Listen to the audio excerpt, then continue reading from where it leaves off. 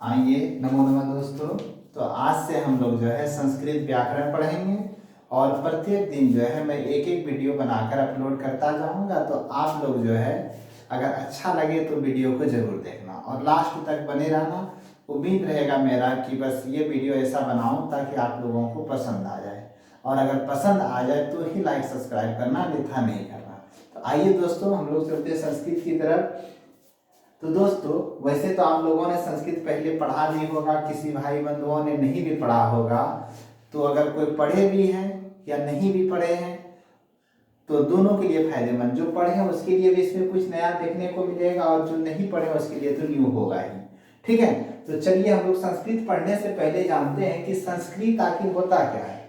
संस्कृत, ये जो हम लोग संस्कृत शब्द का अर्थ सुनते हैं, ये आखिर बनता कैसे है।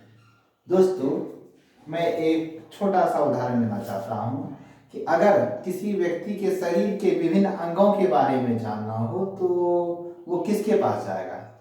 जायज़ सी बात है कि वो डॉक्टर के पास जाएगा, और डॉक्टर के पास जैसे जाएगा तो डॉक्टर क्या करते हैं कि उसका पोस्टमार्टम करके जो है उसके शरीर के विभिन्न अंगों के बारे में बताते हैं। उसी प्रकार अगर हमें शब्दों, वर्णों, इन सबों के बारे में जानना हो तो हम भी क्या करते हैं कि इसके डॉक्टर के पास जाते हैं। इसका डॉक्टर, वर्ण, शब्द, इन सब का डॉक्टर कौन होता है? व्याकरण। और व्याकरण क्या करता है? इसका पोस्टमार्टम करता है। आप बोलिएगा पोस्टमार्टम कैसे करता है? तो यहाँ इसका पोस्टमार्टम का अर्थ होता है कि व्युत्पत्ति, इसका उत्पत्ति कैसे हुआ है उसके बारे में बताता है। और उसके बाद हम लोग जानते हैं कि ये शब्द जो है किन किन चीजों से मिलकर बना है।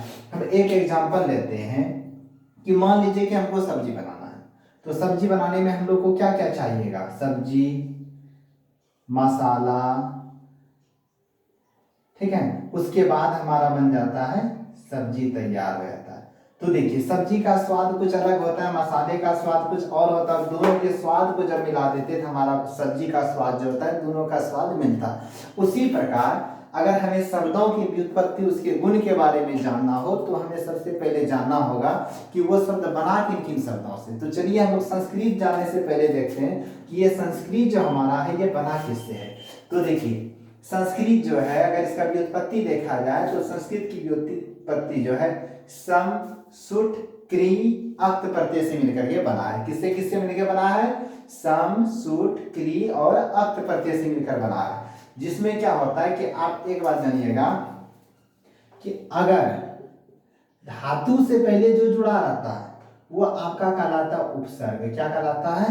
उपसर्ग। और धातु के बाद जो जुड़ा रहता है उसको क्या कहते हैं? प्रत्यय। ये आप लोग को पता होगा, और नहीं पता होगा तो जान लीजिए। ठीक है, कि अगर धातु से पहले जुड़ा रहे तो वो उपसर्ग कहलाएगा, और धातु के बाद जुड़ा रहे तो वो प्रत्यय कहलाएगा। तो यहाँ देखिए धातु क्या है। सबसे पहले हम लोग धातु पकड़ेंगे, क्योंकि पूछ लिया जाता है कई एग्जाम में कि इन शब्दों में प्रत्यय बताएं, उपसर्ग बताएं।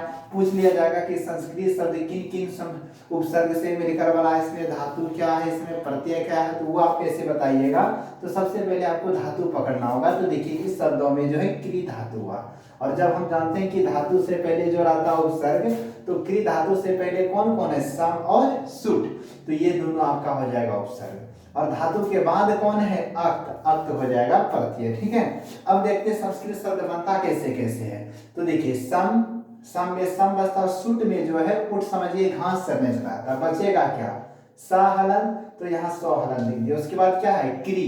तो क्री धातु उतार दिए। अक्त में बचता है आपका तो दे दिए। अब देखिए दोस्तों, आप लोगों ने संधि कभी पढ़ी होगी या आप लोगों ने उसमें पढ़ा होगा कि अगर मोहलन के बाद कोई स्वर वर्ण आए तो मोहलन जो है वही रह जाता है, और अगर मोहलन के बाद कोई व्यंजन वर्ण आए तो मोहलन अनुस्वार में बदल जाता है। तो देखिए, जैसे कि उदाहरण दिखाते हैं, जैसे आप लोगों ने नहीं पढ़ा होगा तो कोई दिक्कत नहीं, कि गृहम जोड़ गच्छति। ठीक है, एक और उदाहरण लीजिए, स्वयं जोड़ वर।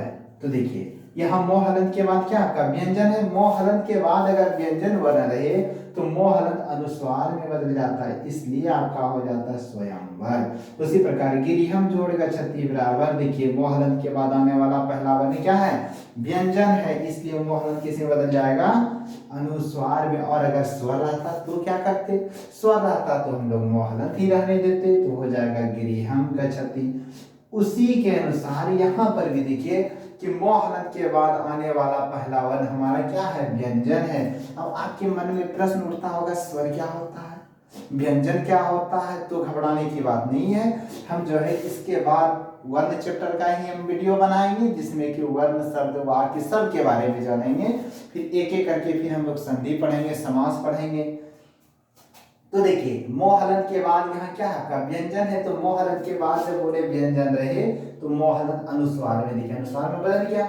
और उसके बाद ये व्यंजन वर्ण आधा है तो आधा रहने दीजिए, इसके साथ क्री जोड़े, क्री और ये अर्थ प्रत्यय का अर्थ क्या हो गया संस्कृत। लेकिन संस्कृत जो होता है वो हमेशा क्या होता है, नपुंसकलिंग में रहता है। तो देखिए नपुंसकलिंग बनाने के लिए हम लोग क्या करते हैं, इसमें मो हलंत लगा देते हैं। तो ये आपका बन गया नपुंसकलिंग संस्कृतम। तो यहाँ पर ब्रैकेट में लिख दिए हैं कि ये नपुंसकलिंग, क्योंकि कभी कभी पूछ लिया जाता है कि संस्कृत कैसा शब्द है, पुल्लिंग स्त्रीलिंग नपुंसकलिंग, तो आप बताइएगा नपुंसकलिंग, ठीक है।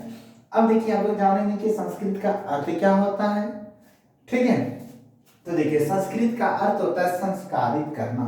अब संस्कारित का अर्थ क्या हुआ, संस्कारित का मतलब होता है हमारे अंदर से अवगुण को दूर करके गुणों को ग्रहण करना।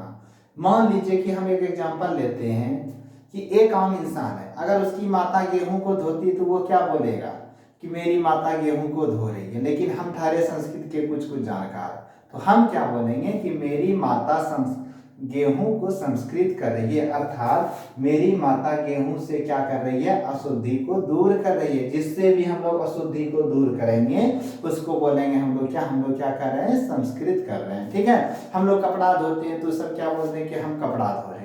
लेकिन जो संस्कृत के जानकार है वो क्या बोलेंगे, हम कपड़े को संस्कृत कर रहे हैं, अर्थात हम कपड़े से अशुद्धि को दूर करें। तो संस्कृत का अर्थ ही होता है संस्कारित करना। संस्कारित का मतलब हमारे अंदर जितने भी बुराई है उनको निकाल करके जो है अच्छे गुणों को प्रवेश करना, या इसी को दूसरी भाषा में बोल सकते हैं परिष्कृत करना, परिमार्जित करना। तो इतना सा समझ गए आप लोग दोस्तों। एक बार फिर से रिपीट कर देते हैं कि ये संस्कृत शब्द किससे किससे बना है, सम सुट क्री जोड़ अर्थ। सम में सम ही बचता है, सुट में उठ घास चलने चला जाता, बचेगा क्या सौ हलंत, इधर बचा क्री और अर्थ में बचा तो। हम लोग जानते हैं कि धातु से पहले जो रहे जुड़ा उसको उपसर्ग कहते हैं और धातु से बाद जो जुड़ा रहता है उसको हम लोग प्रत्यय कहते हैं। तो यहाँ पर देखिए हमारा क्री धातु हो गया, तो धातु से पहले सम और सुट जुड़ा है तो दो उपसर्ग हो गया आपका सम और सुट, ठीक है। और धातु के बाद अक्त प्रत्यय